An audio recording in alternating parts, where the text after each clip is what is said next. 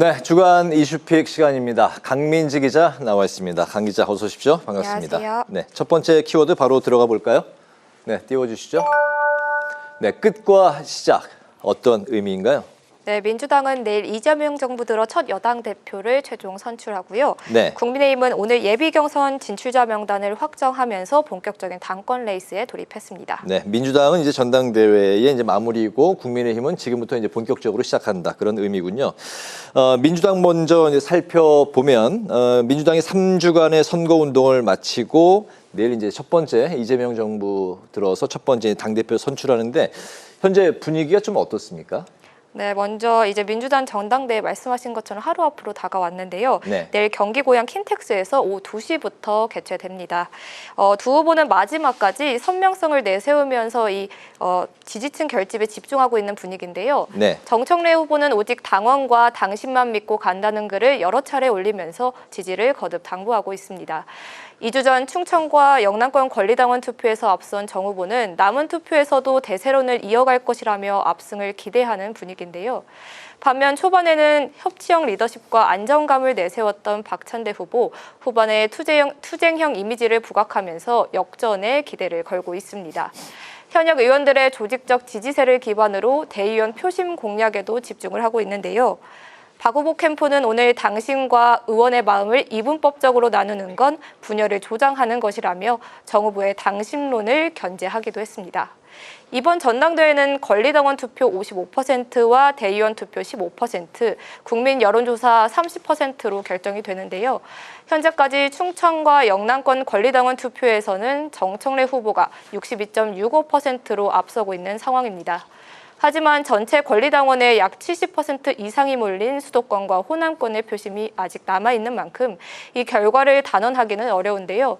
이번 선거는 수요로 인해 일정을 조정하면서 호남과 수도권 권리당원 투표와 대의원 여론조사까지 이 모든 투표 결과가 내일 전당대회 현장에서 일괄 발표되는 원샷 경선으로 치러지게 되기 때문입니다. 네. 막판까지 승부 예측이 어려운 안개 속 경선이라는 평가가 지배적인 가운데 이 두 후보 모두 마지막까지 긴장의 끈을 놓지 않고 있습니다. 네, 폭우로 내일 이제 전당대회에서 완샷 경선으로 당대표가 이제 선출이 됩니다. 내일 오후 2시에 시작이 됩니다. 지켜봐야 될 것 같고 이어서 이제 국민의힘도 본격적으로 전당대회 국면에 들어섰죠. 네, 맞습니다. 이 후보 등록과 자격 심사가 오늘 마무리되면서 당대표 후보 명단은 김문수, 안철수, 장동혁, 조경태, 주진우 5파전으로 확정이 됐습니다. 네. 이 핵심 쟁점은 이번에도 윤석열 전 대통령 탄핵에 대한 입장이 될 전망인데요. 송원석 비대위원장은 윤 전 대통령은 이제 당에 없다면서 탄핵 프레임을 끌어들이는 걸 중단하라고 경고를 했지만 이 당내 분위기는 여전히 찬탄과 반탄 대립으로 뜨거운 상황입니다. 후보들은 탄핵 찬반을 중심으로 뭉치고 있는데요. 이 당대표뿐 아니라 4명을 뽑는 최고위원 선거에서도 같은 양상이 전개되고 있습니다. 국민의힘 전당대회에서는 특검 수사 확대도 당권 경쟁의 변수로 작용할 것으로 보이는데요. 야당 의원들에 대한 압수수색이 계속 이어지고 있는 가운데 후보들 역시 특검 대응을 주요 메시지로 내세울 가능성이 큽니다. 네. 당은 후보들의 권역별 합동 연설회와 TV 토론회 등을 거쳐서 20일 새 지도부 선출을 위한 전당대회를 개최할 예정입니다. 그렇군요. 여야 전당대회 상황을 지켜봤고 이제 두 번째 키워드 바로 들어가겠습니다. 426일 만에 무슨 뜻인가요? 네, 이 국회 윤리특별위원회가 22대 국회 개원 이후 1년 2개월 만에, 즉 426일 만에 구성돼서 출범을 앞두고 있습니다. 그렇군요. 국회 윤리특위가 이제 구성이 되면서 의원들의 징계 논의도 본격화되는 거죠? 네, 맞습니다. 이 국회 운영위원회가 드디어 국회 윤리특위 구성안을 결의하면서인데요. 이 결의안이 본회의를 통과하면 본격 출범하게 됩니다. 우원식 국회의장이 지난 취임 1주년 기자 간담회에서 여야 원내대표가 선출되면 최우선 과제로 윤리특위 구성을 다루겠다고 밝힌 지 약 2달 만인데요. 먼저 우원식 국회의장의 지난 기자간담회 발언 직접 들어보시죠. 네.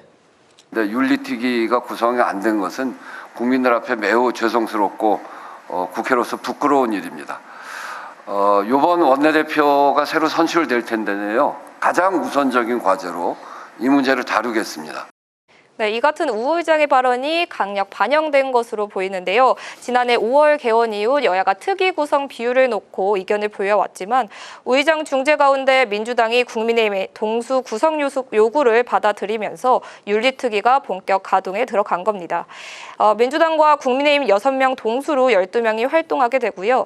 현재까지 젓가락 발언 등 여성 혐오 발언으로 논란을 빚은 이준석 개혁신당 대표 제명안과 보좌진 갑질 논란으로 장관 후보에서 사퇴한 강선호 의원 등 29건의 징계안이 계류 중으로 특위는 본격 논의에 들어갈 것으로 보입니다. 네, 29건의 징계안인데 작년에 이제 국회가 새롭게 이제 개원한 이후에 그 기간치고는 상당히 많은 건수라고 이제 들었는데, 하지만 그 윤리특위에 대한 회의론도 만만치 않다고요. 네, 맞습니다. 실제 지난 19대와부터 21대 국회에서 제출된 국회의원 징계안이 139건 정도인데 실제 징계가 이뤄진 건 약 1건 정도입니다. 네. 지난 국회에서 코인 투자 논란에 휩싸였던 김남국 전 민주당 의원도 윤리심사 자문위에서 제명 처분을 받았지만 부결된 적도 있는데요.